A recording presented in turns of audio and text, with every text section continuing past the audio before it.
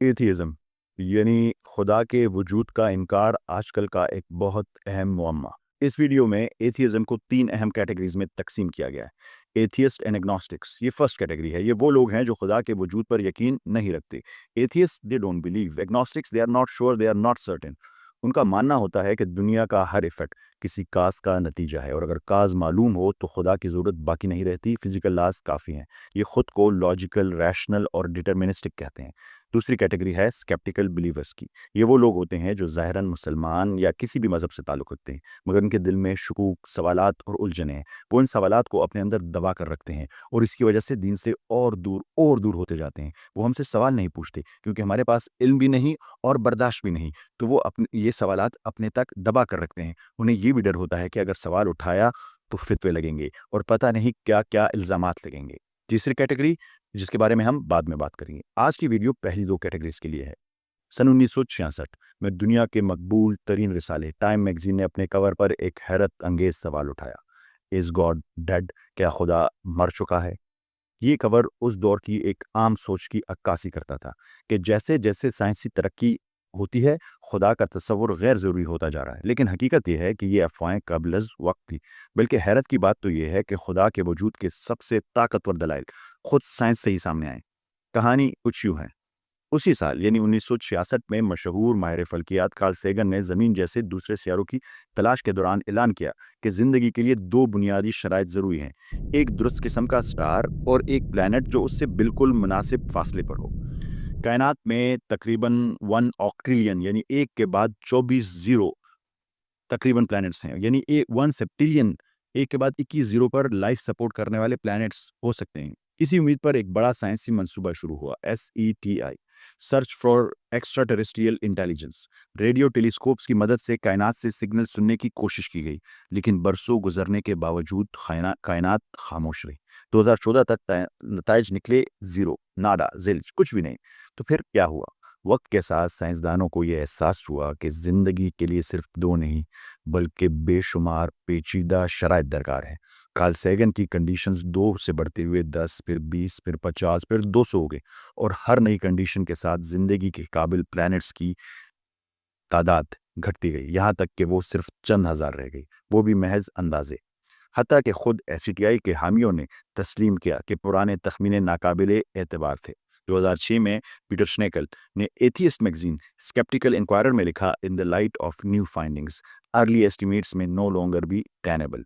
हमें मालूम है कि किसी भी प्लेनेट पर लाइफ के लिए कम से कम 200 प्लस पैरामीटर्स दरकार हैं और इनमें से हर एक को बिल्कुल दुरुस्त होना होगा।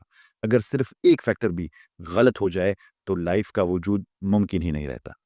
क्या ये सब कुछ इत्तेफाकिया हो सकता है या फिर ये खुद साइंस हमें कह रही है कि हम सिर्फ रैंडम फोर्सेस का नतीजा हो ही नहीं सकते?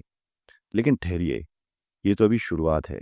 सियारे या प्लैनेट पर ज़िंदगी के लिए जितनी फाइन ट्यूनिंग चाहिए, इससे कहीं ज़्यादा नाजुक तवाज़ुन पूरी कायनात के वजूद के लिए दरकार है। माहिर फ़ल्कियात बताते हैं कि 4 बुनियादी क़ुव्वतें यानी gravity, electromagnetic force, strong nuclear force, weak nuclear force, ये सब कुछ बिग बैंग के सेकंड के मिलियनथवें हिस्से के अंदर तय हो गई थी।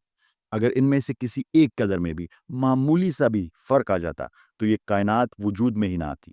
जब हम इन तमाम अवामिल को जमा करते हैं तो नताइज इतने नाकाबिले यकीन हो जाते हैं कि महज़ इत्तेफ़ाक का तसव्वुर खुद अकल के ख़िलाफ़ लगता है। ये सब कुछ ऐसे ही है जैसे एक कॉइन को 10 क्विंटिलियन बार उछालें और हर बार हेड आए।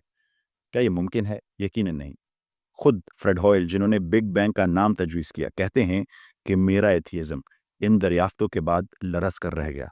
पॉल डेविस ने एतराफ़ किया कि ये सब कुछ ऐसे लगता है जैसे किसी ने डिज़ाइन किया हो। हत्ता के मशहूर एथियस्ट क्रिस्टोफर हिचिंस ने भी माना कि खुदा के वजूद में सबसे मजबूत दलाइल, सबसे ताकतवर दलाइल फाइन ट्यूनिंग की दलील है। ऑक्सफोर्ड यूनिवर्सिटी के रियाज़ीदान डॉक्टर जॉन लेनेक्स ने कहा, जितना हम कायनात को जानते हैं, क्रिएटर का तस्वुर उतना ही मंतकी और लॉजिकल लगता है।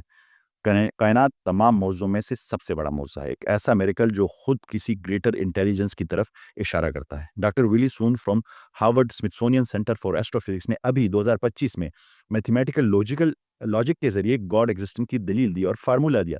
उनकी बुनियाद फाइन ट्यूनिंग आर्गुमेंट पे है कि यूनिवर्स के कवानीन इतने एग्जैक्ट हैं कि ये रैंडम चांसेस से मुमकिन ही नहीं, इसका ज़रूर कोई क्रिएटर है और यही बात और मशहूर साइंसदान भी मानते हैं। हमने अभी तक सिर्फ एक आर्गुमेंट पेश किया, जरा सोचिए, ऐसे अनगिनत आर्गुमेंट्स मौजूद हैं। देखिए, जब आप बिग बैंग की बात करते हैं, जिसे तमाम साइंसदान मानते हैं, तो बिग बैंग हुआ कैसे? एक सुपर एटम आया, उसमें ब्लास्ट हुआ और उसके बाद ये कायनात बनना शुरू हुई। पर वो सुपर एटम कहाँ से आया? कोई जवाब नहीं दे सकता। साइंस के पास इसका कोई काज नहीं है। जब बिग बैंग हुआ तो मैटर बना, जो नॉन लिविंग है। फिर ज़मीन पर लाइफ कैसे आई?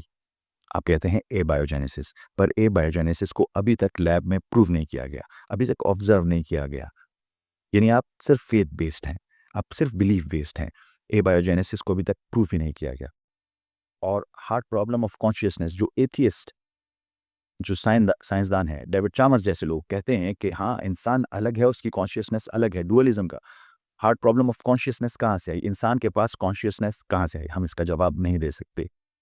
इस कायनात का 68% डार्क एनर्जी है, 28% डार्क मैटर है, 4% ऑर्डिनरी मैटर है सिर्फ। उस 4% का भी हम 50% भी नहीं जानते, और वो भी सिर्फ ऑब्जर्वेबल यूनिवर्स का। यानी अगर हम आराम से बताएं तो 0.0001% भी नहीं हम जानते। तो अगर हम 0.001% भी नहीं जानते, उसके बेसिस पे आप ये कंक्लूड कर सकते हैं कि इस कायनात का कोई क्रिएटर ही नहीं। लाइट के स्पेक्ट्रम के कितना परसेंट आप देख सकते हैं? इतनी फ्रिक्वेंसी की आवाज़ आप सुन सकते हैं। ये तमाम दलाइल जो हमने फाइन ट्यूनिंग से, बिग बैंग से, हार्ट प्रॉब्लम ऑफ कॉन्शियसनेस से, बायोजेनेसिस के जो आपके सामने रखे, अगर कोई भी शख्स एथियस्ट दलील या आर्गुमेंट के बेस पे है, तो वो इस आर्गुमेंट को कभी भी रद्द नहीं कर सकता। पर अगर वो एथियस्ट सिर्फ इस वजह से है ताकि वो उसे किसी रिलीजन के कानून ना मानने पड़े और उसे अपने नफ्स के और दुनिया को एंजॉय एंजॉय करना चाहे, फिर उसके लिए किसी भी दलील की ज़रूरत नहीं है। और ये तो सिर्फ अभी कुछ दलीलें हैं। इसके बाद अगली किस्त में हम जिस दलील पर बात करेंगे, वो है क्वांटम फिजिक्स, जो खुद किसी क्रिएटर के होने का सबूत देती है, जो खुद एथियज्म को और डिटर्मिनिज्म को डिस्प्रूव करती है।